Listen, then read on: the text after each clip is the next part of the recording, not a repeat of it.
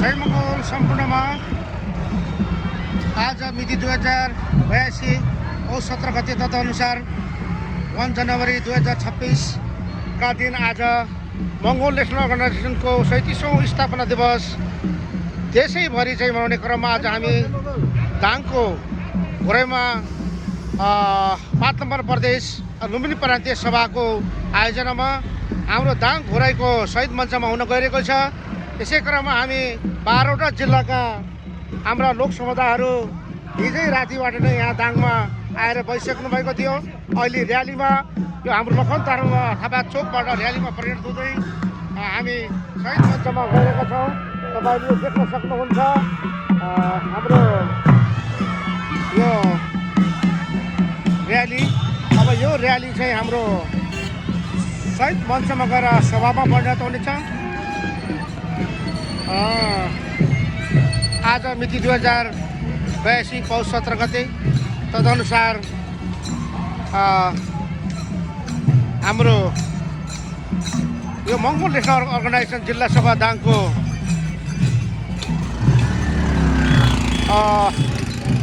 सहयोगमा अथवा चाहिँ हाम्रो लुम्बिनी प्रान्तीय सभा को आयोजनामा हुन गइरहेको आज यो 37औं स्थापना दिवस हाम दाङ घोराइको शहीद मञ्चमा हुन गइरहेको छ।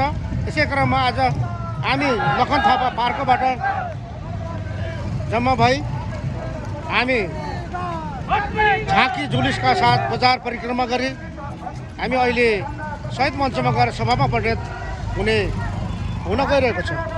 तपाईँहरूले देख्न सक्नुहुन्छ हाम्रो यो आम जुलुस, यो आम र्याली तपाईँले देख्न सक्नुहुन्छ। यो हाम्रो यो देशका 80% 2.25 करोड यो देशका मालिकहरूको सङ्गठन हो। अब हामी अन्तिम चरणमा छौँ। अब हाम्रो भूमि लुटिएको भूमि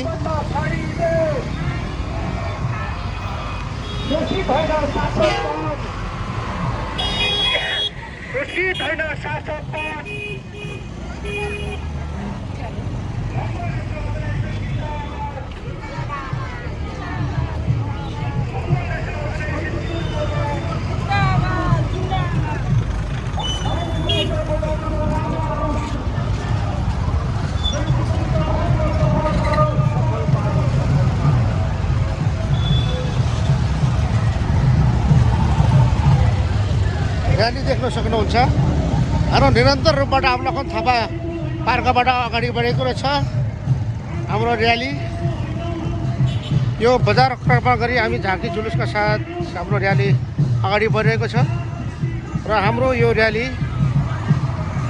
दाङ घोराइको शहीद मञ्चमा गएर एउटा आम सभामा परिणत हुनेछ र हाम्रो कार्यक्रम त्यही भव्य रूपमा सम्पन्न गर्नेछौँ।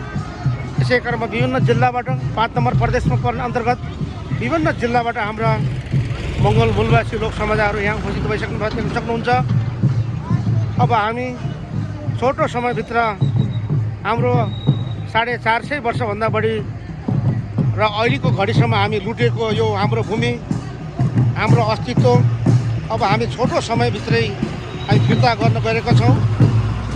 अब यो देशको भूमि, हाम्रो अस्तित्व लुटिएको एकलक्षवादी राज्य सत्ता प्रमाणवाद, हिन्दू अतिवाद राज्य सत्ताले हामीलाई करिब 450 वर्ष हामीलाई चाहिँ एउटा यो देशको मालिकहरूलाई पशु तुल्य जीवन बिताउन बाध्य गरायो।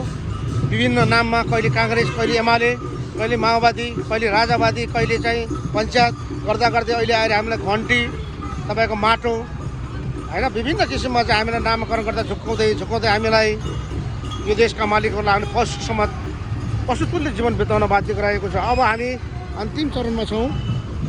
अब हामी केही वर्ष होइन कि हामी केही महिनाभित्रमै हामीले अब 450 वर्षसम्म चाहिँ यो हामी लुटिएको दानवीय शासक एकलक्षवादी राज्य सत्ता प्रमाणवाद अति हिन्दूवादको अन्त हुँदैछ नेपालबाट मात्र होइन विश्वबाटै। त्यसैले अब तपाईँहरू अब हाम्रो भूमि फेरि पुनः बचेको भूमि हामी सदाको लागि चाहिँ निरन्तर रूपमा हराभराका साथ र हाम्रो जीवन बिताउनेछौँ। त्यसैले अब धेरै आत्तिनु पर्दैन। अब हाम्रो छोटो समय छ। नेपालमा मात्र होइन हाम्रो विश्वबाट नै यो अति हिन्दूवाद प्रमाणवादको अन्त अब लगत्तै केही महिनाभित्रमै हुँदैछ भन्ने क्रम राख्दै फेरि पुनः जोडिनेछु। हवस्, जय मङ्गल।